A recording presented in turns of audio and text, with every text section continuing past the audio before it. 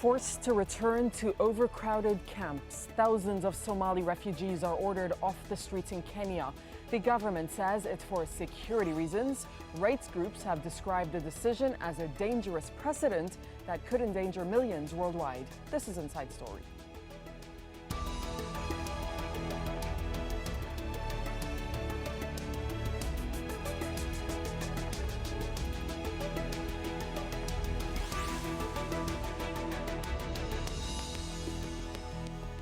Hello and welcome to the program. I'm Dareen Abughaida. They're reluctant guests in a foreign country.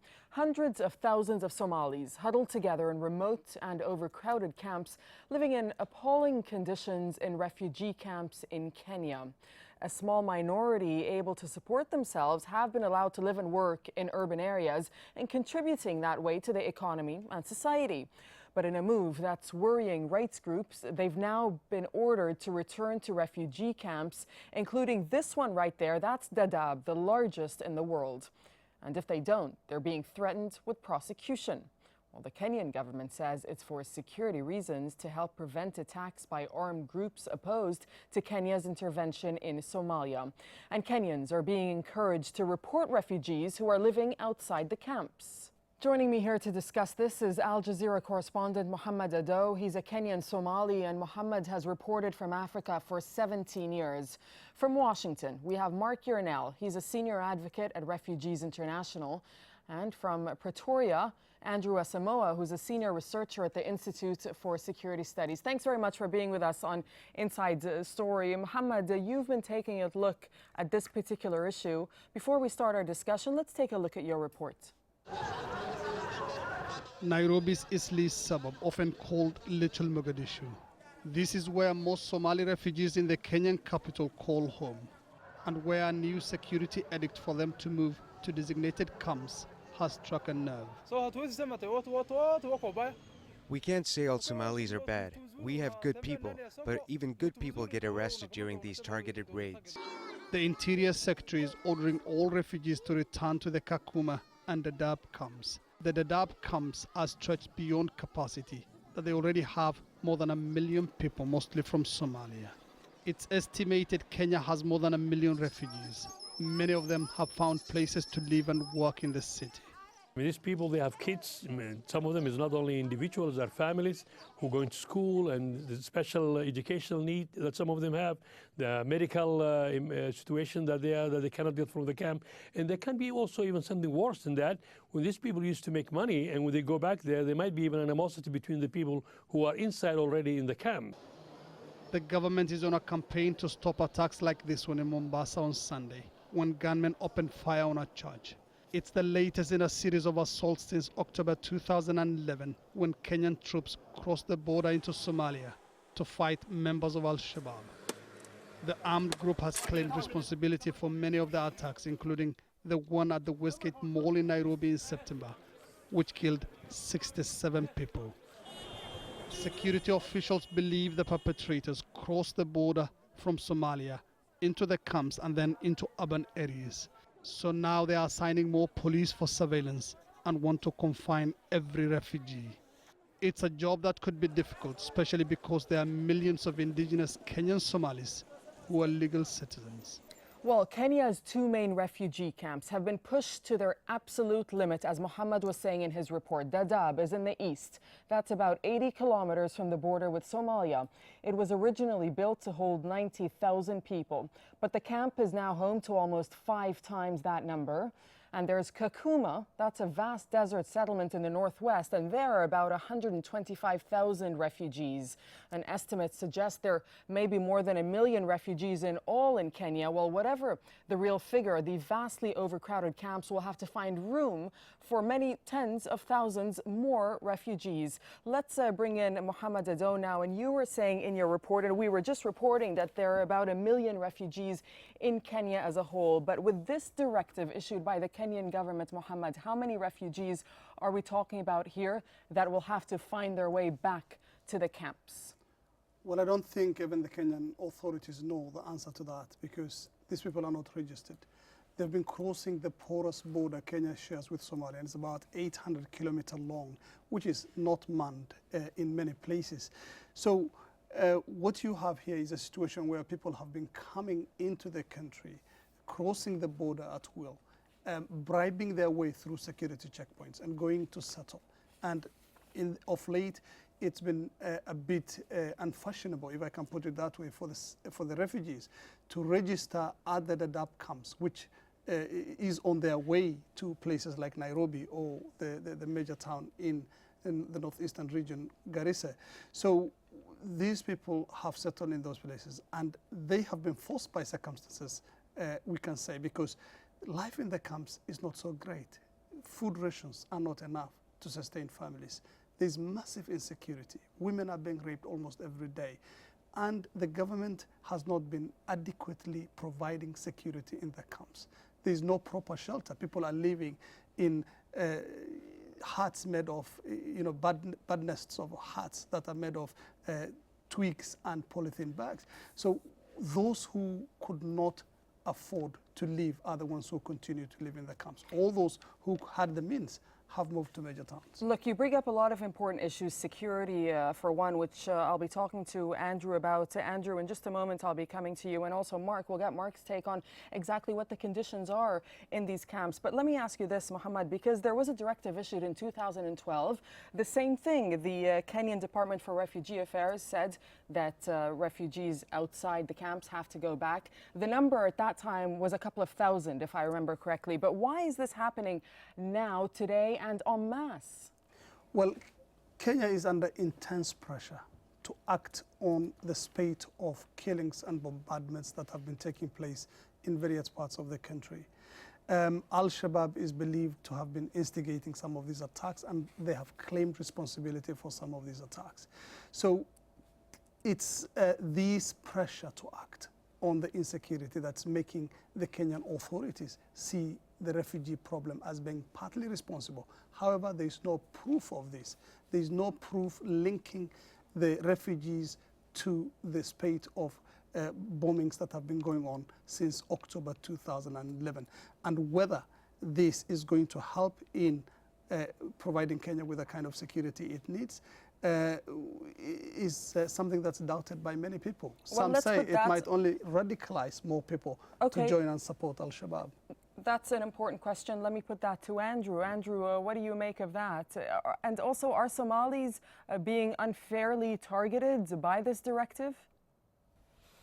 No, I think that if you look at the introduction that Mohammed gave, there are quite a number of security concerns regarding the movement of so many unregistered people into the borders of Kenya, and many of them finding their ways into the cities and all of that.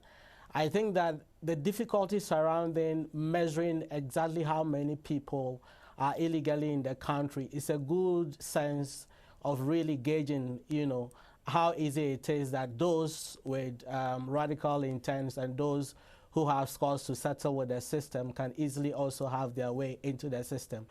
And so I think that the danger that Kenya is now grappling with is how do you deal with this in the midst of the rising attacks that you are seeing across the country, and also the pressure from citizens, for the country to do something in the interest of the safety of Kenyans.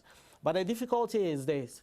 The directive now lumps together everyone that is in the country, every refugee has been a suspected a person involved in what is happening. And I think, first of all, that is going to be extremely challenging to enforce, because there are many, law-abiding people who are going about their businesses, contributing to, Kenya's economic development.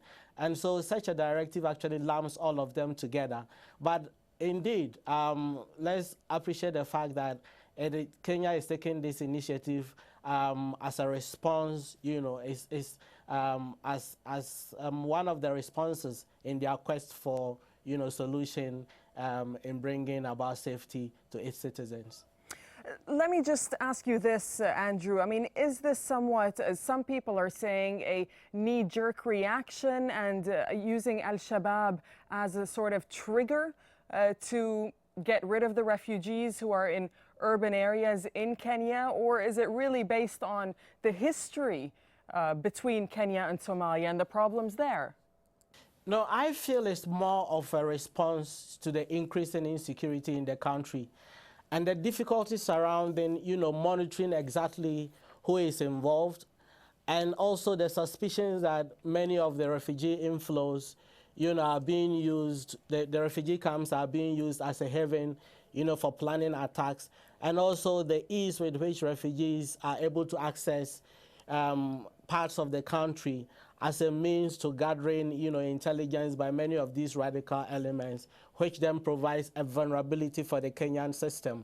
So I feel it's more of a reaction to the increase in the rising insecurity in the country than trying to settle any form of historical scores with Somalia. I think one thing we need to understand is that if it had to do with historical scores, it is incredibly difficult to determine who is Kenyan-Somali and who is Somali-Somali. And so I think that drowns any argument that Kenya is trying to settle a score. I feel it's more has to do, with trying to play around with options for finding safety for Kenya as a whole. All right, since we're talking about Al-Shabaab, let's just put this into context a little bit. Al-Shabaab in Somalia has been linked, as we're saying, to a series of attacks in Kenya. In September, 67 people were killed when Al-Shabaab gunmen attacked Nairobi's Westgate Mall. And then days later, 3 people were killed in attacks in Mandera and Wajir. Those are towns that are close to the Somali border. In December, Al-Shabaab was blamed for a grenade attack on a bus in Nairobi that killed 5 passengers. And then on Sunday, gunmen killed 6 people at a church near the coastal city of Mombasa. Al-Shabaab fighters have threatened more attacks. That's if Kenyan troops do not withdraw from Somalia, where they form part of an African Union peacekeeping force. Mark, in Washington, you've heard me read off the attacks by Al-Shabaab. Does Kenya have the right and the responsibility to protect its citizens and its country and its people? Well, I mean, there's no question that Kenya has a responsibility, its government has a responsibility to protect its people and provide for its national security.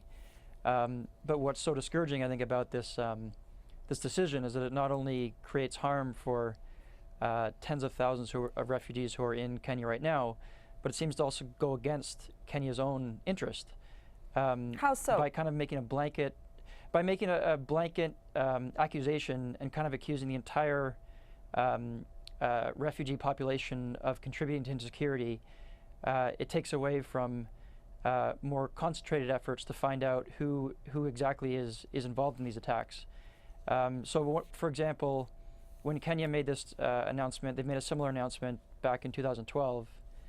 They shut down all their registration centers in urban areas, and prior to that had shut down registration centers in Dadaab to try to prevent people coming over from Somalia. Well, people kept coming regardless, but since there was no way to register, there was even less chance for the government to screen people coming and to find out who may or may not be a security threat. So they're kind of opening themselves up to even more uncertainty of who's in their country by shutting down the basic refugee registration systems. Mark, how would you evaluate, if we look at the Dadaab refugee camp right now, how would you evaluate the state of it? Is it prepared to deal with this influx of refugees? I've been to Dadaab several times. It's quite a rough place, underfunded. The camps that have been set up are overcrowded. There's efforts to create some new space, but I mean, it's a very inhospitable and challenging lifestyle. And honestly, I mean, even though the government is saying that they're going to order people to camps, from talking to refugees in Nairobi and during my last trip, I think many would probably flee to other countries sooner than go live in Dadaab, given how inhospitable the environment is there. And what about the UNHCR, which effectively runs the camp? Is it prepared? Is it getting the enough funding from the international community that it needs? Dadaab is, in recent years, has been quite underfunded. There's been even just basic issues like getting food supply into the camp has been a problem. Last year there was a period of time where the World Food Program had to cut its rations by 20% for several months. So to deal with additional caseload would be difficult. and would require quite a surge from the international community.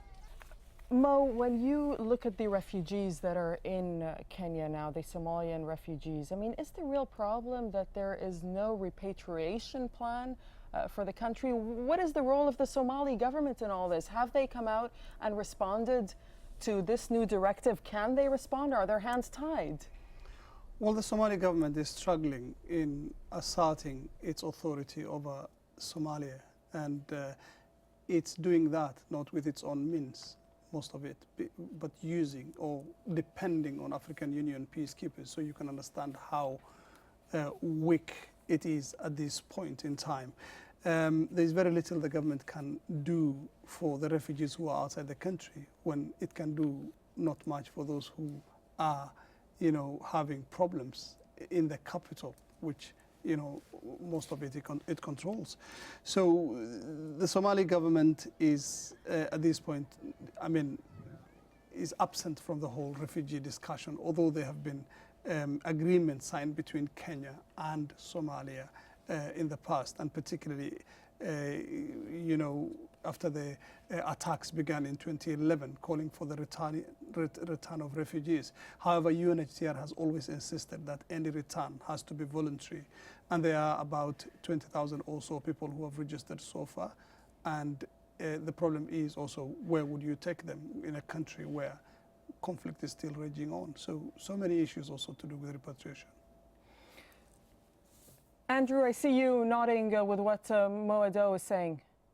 Yes, I do agree. Somalia is not as stable as we want it to be. There are a lot of, you know, work to be done in stabilizing the country. Even in Mogadishu, we've seen a lot of attacks, and there's a great deal of grapple against, you know, the attacks of the Shabaab. So trying to send many of these people back will be really worsening the situation. That is, if we don't create a narrative for some of them to actually end up in the ranks of the Shabaab and actually worsen the security situation.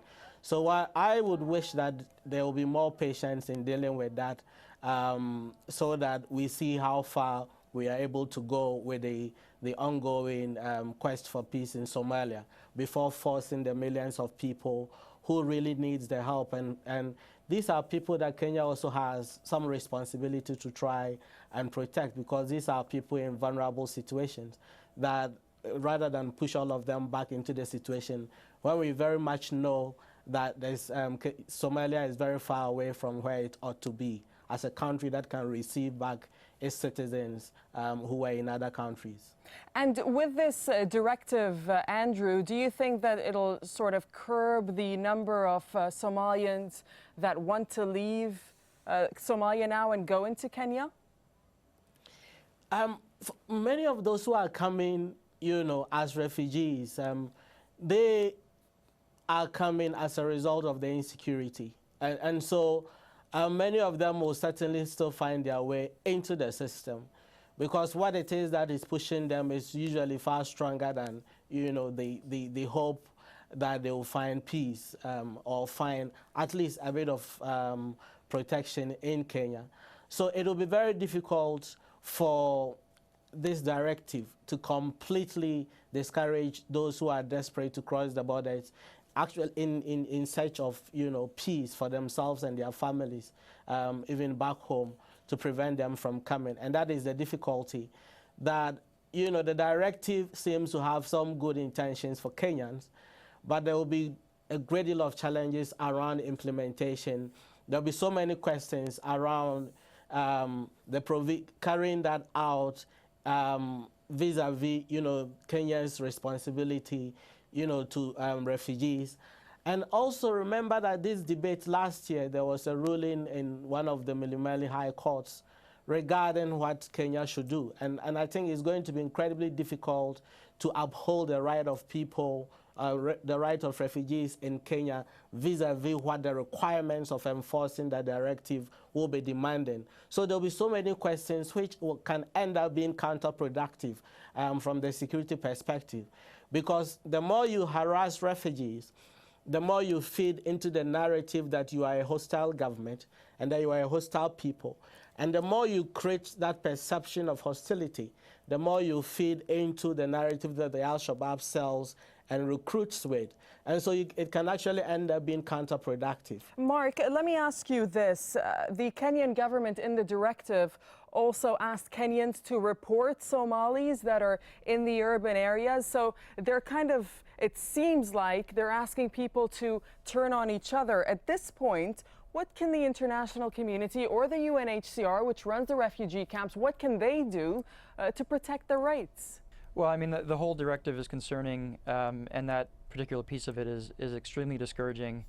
When the government made this directive, a similar directive back in 2012, we spoke with refugees who experienced pretty significant hostility towards them by their fellow Kenyans, feeling an increasing unwelcomeness, higher feelings of xenophobia targeted towards them. And I mean, at this stage, it's sort of, I think the most concerning thing is in addition to fellow citizens, the Kenyan police have been known to unleash some pretty brutal waves of harassment against refugees living in urban areas. And speaking with a refugee contact this morning in Nairobi, that's what he said he's most concerned about, just trying to get from his home to school, whether he'll be harassed by police.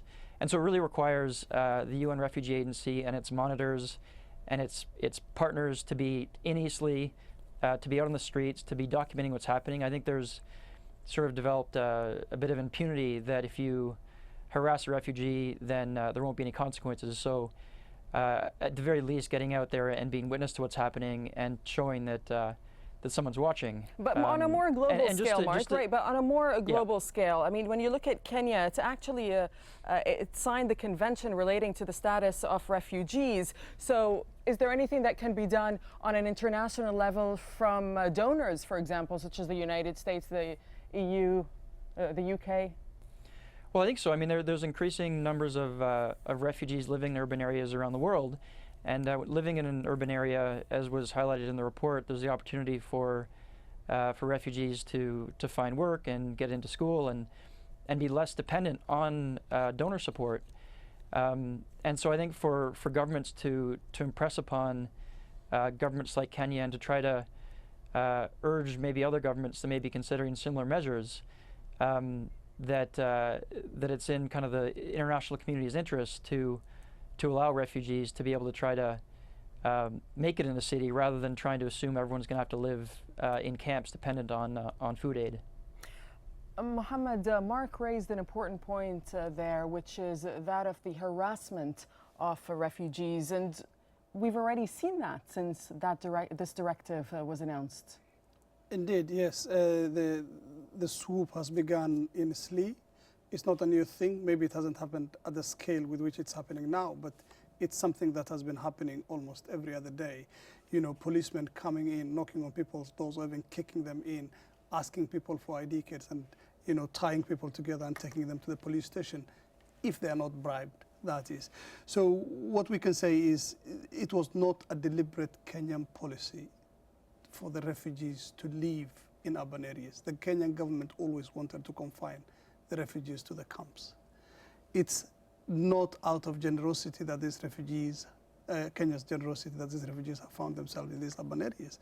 So the question is, if these people corrupted their way to come and live in these towns, what will stop them again from turning back and coming back to where they left at the moment they go to these camps?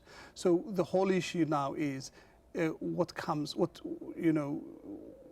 one comes first? Should Kenya deal with the corruption and the mess that saw this situation deteriorate to this level? Or should Kenya actually, do this, what some people are calling knee-jerk reaction and just bundle these refugees back to the camps? And how is it going to enforce the continued existence of these refugees in just these camps alone? Thanks to all my guests, Al Jazeera's correspondent Mohammed Adow, who was here with us in the studio, Mark Yarnell over in Washington, D.C., and Andrew Asamoah joining us from Pretoria. Thank you very much to all of you. And you can always add your voice to this discussion on Facebook or on Twitter. Thanks very much for watching. From me and the whole Inside Story team, goodbye for now.